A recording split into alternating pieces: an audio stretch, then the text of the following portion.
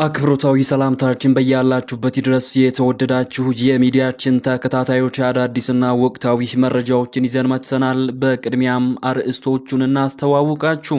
በርካታ የብልጽግና ባለስልጣናት በታጣቂዎች መታገታቸው ተሰማም።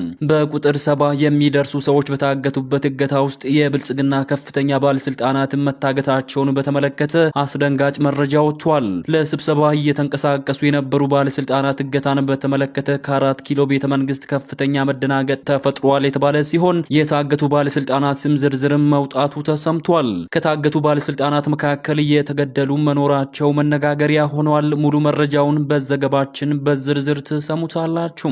በሌላኛው ሰበር መረጃ ደግሞ ታዋቂው ፖለቲከኛ አቶ ለማ መገርሳ እና አብይን አዘናግተው በአነጋጋሪ ጉዳይ ተመለሱ። የቀድሞ የኦሮሚያ ክልል ፕሬዝዳንትና የመከላከያ ሚኒስትር የነበሩት አቶ ለማ መገርሳ ከረጅም ጊዜ ዝምታ በኋላ የብልጽግናውን መንግስት አዘናግተው ጉድ ያስባለ ክስተትን ይዘው ወደ ፖለቲካው ተመልሰዋል። የአቶ ለማ መገርሳን መመለስ ተከትሎ በቀድሞ ወዳጃቸው አብይ አህመድና በብልጽግና ሰዎች መካከል ከፍተኛ መደናገጥንና መረበሽን ፈጥሯልም ተብሏል።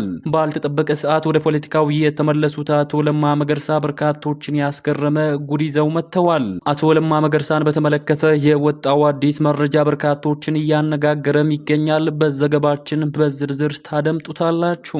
በሌላኛው መረጃችን ደግሞ የኢትዮጵያ መንግስትን ያስደነገጠ መረጃ ከወደ ግብጽም ተሰምቷል። በከፍተኛ የፖለቲካ ውጥረት ውስጥ የሚገኙት ኢትዮጵያ፣ ግብጽና ኤርትራን በተመለከተ ለማመን የሚከብድ መረጃ ግብጽ ይፋ አድርጋለች። ከቀይ ባህርና ከህዳሴ ግድብ ጋር ተያይዞ ከቅርብ ጊዜ ወዲህ እየጋለ ከመጣው የፖለቲካ ውጥረት ውስጥ ግብጽ ትራምፕንና አሜሪካንን ጣልቃ ማስገባቷ ተሰምቷል። በቀጠናው እየተባባሰ ከመጣው ውጥረት ጋር ተያይዞ ለመምከር ፕሬዝዳንት ትራምፕ በሚቀጥለው ሳምንት ግብጽ እንደሚገቡ ተገልጿል።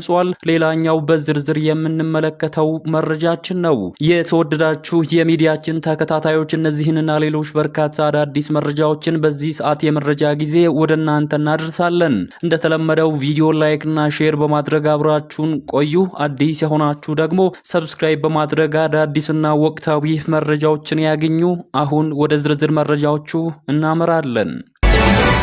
በቅድሚያም የኢትዮጵያን መንግስት ያስደነገጠ መረጃ ከወደ ግብጽ ተሰማም።